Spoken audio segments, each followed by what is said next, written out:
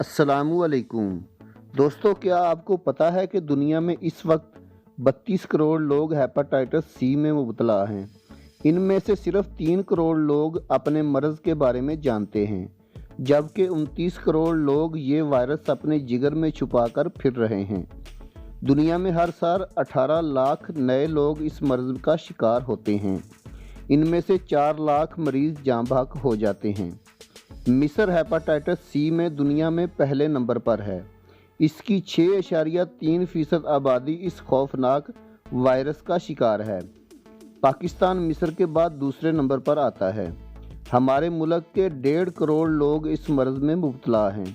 سب سے زیادہ مریض پنجاب کے 5 اضلاع خانیوال، ننکانہ صاحب، شیخوپورہ، اوکاڑہ اور فیصل آباد میں ہیں، جبکہ باقی علاقوں کے لوگ اس کے بارے میں جانتے ہی نہیں ہیں۔ یہ پاکستان میں تیزی سے پھیلنے والا مرض ہے۔ آپ یہ جان کر حیران ہوں گے کہ امریکہ ہیپاٹائٹس سی کے 24 لاکھ اور برطانیہ میں صرف 2,15,000 مریض ہیں۔ یہ ملک بڑی حد تک اس موذی مرض سے پاک ہو رہے ہیں، لیکن اس کے باوجود امریکہ اور برطانیہ کے طبی ماہرین نے 40 سال کی ریسرچ کے بعد اس کا علاج دریافت کر لیا ہے، جس کے بعد دنیا فیصلہ کر رہی ہے کہ 2030 تک اس مرض کو اکھاڑ پھینکے گی۔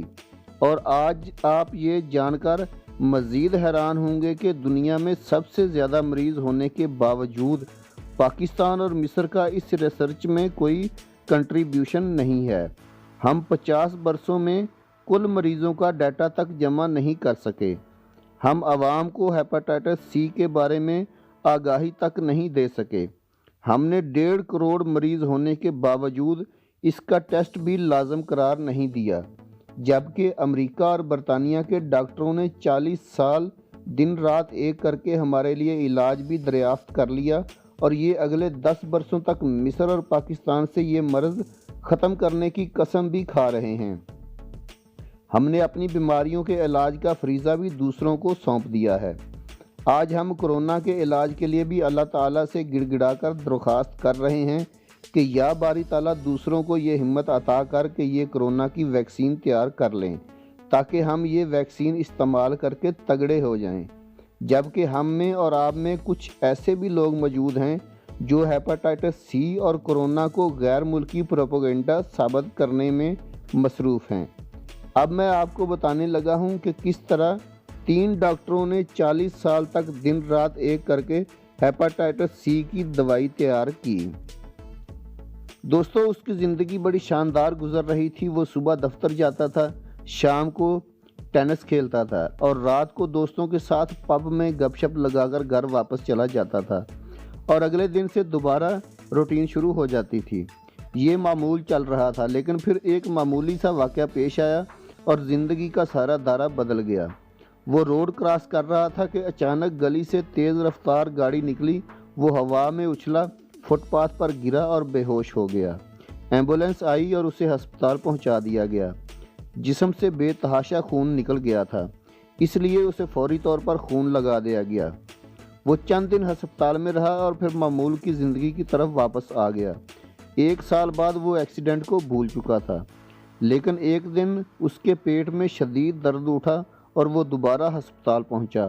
معائنہ ہوا تو پتہ چلا کہ اس کا جگر تقریباً جواب دے چکا ہے اور وہ اب زیادہ دنوں کا مہمان نہیں ہے۔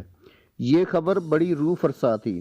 وہ ہمت ہار گیا اور خود کو ڈاکٹروں اور ہاسپٹل کے حوالے کر دیا۔ ڈاکٹروں نے اس سے سوال و جواب شروع کیے تو پتہ چلا کہ یہ شراب اور سگریٹ نہیں پیتا تھا۔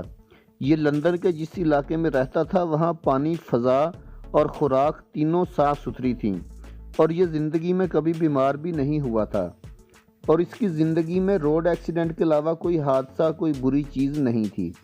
پھر اس کا جگر کیسے جواب دے گیا؟ ڈاکٹروں کو یہ سوال پریشان کر رہا تھا۔ اس کا نام فلپ تھا۔ دوستو، فلپ کے انٹرویو کے دوران پتہ چلا کہ ایکسیڈنٹ کے بعد اسے خون دیا گیا تھا۔ چنانچہ خون میں ایسا کوئی نہ کوئی عنصر ہو سکتا ہے جس نے اس کا جگر گلا دیا ہو۔ خون کا ڈونر تلاش کیا گیا۔ ڈونر نے مختلف اوقات میں 7 لوگوں کو خون دیا ہوا تھا۔ ان تمام کا ڈیٹا نکالا گیا، پتہ چلا 7 میں سے 3 کا جگر گل چکا ہے۔ ڈاکٹروں نے ڈونر کو ہسپتال میں بند کر دیا اور اس پر اپنے تجربات شروع کر دیے۔ آگے چل کر پتہ چلا کہ اس کے خون میں ایک عجیب سا وائرس پایا گیا ہے۔ اس وائرس کو خون کے دوسرے جرثوموں سے الگ کر لیا گیا۔ میں بات آگے بڑھانے سے پہلے آپ کو بتاتا چلوں کہ 1960 کی دہائی میں خون کی منتقلی کے بعد مریضوں میں 2 قسم کے وائرس نکل آتے تھے۔ ماہرین نے پہلے وائرس کو ہیپاٹائٹس اے اور دوسرے کو ہیپاٹائٹس بی کا نام دیا ہوا تھا۔ یہ دونوں وائرس چند دنوں کے لیے خون کے سرخ جرثومے کم کر دیتے تھے۔ مریض کو یرکان ہوتا تھا اور مریض تھوڑے ہی دنوں میں ختم ہو جاتا تھا۔ یہ جگر کو مستقل نقصان نہیں پہنچاتا تھا، جبکہ فلپ اور اس کے ڈونر کے جسم سے ملنے والا وائرس ہیپاٹائٹس اے اور بی دونوں سے مختلف تھا۔ یہ خوفناک تھا اور یہ چند دنوں میں مریض کا جگر تباہ کر دیتا تھا۔ اس مسئلے کے حل کے لیے ماہرین کی ایک ٹیم بیٹھی۔ ماہرین کی ٹیم میں مائیکل ہاؤٹن نام کا ایک نوجوان ڈاکٹر بھی شامل تھا۔ مائیکل شعبہ وائرالوجی کا ایکسپرٹ تھا۔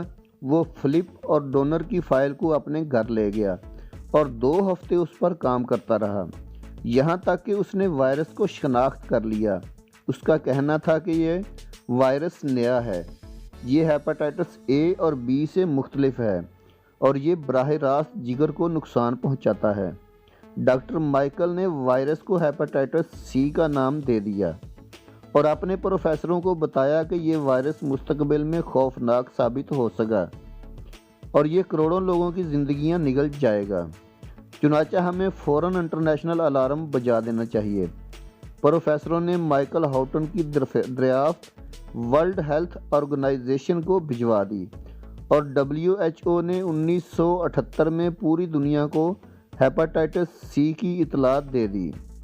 مائیکل ہاؤٹن 28 سال کی عمر میں میڈیکل سائنس کا اسٹار بن گیا اور یونیورسٹیاں اسے لیکچر کے لیے بلانے لگیں، لیکن پھر یہ 1980 میں نیو یارک کی یونیورسٹی آف روچسٹر میں لیکچر کے لیے گیا۔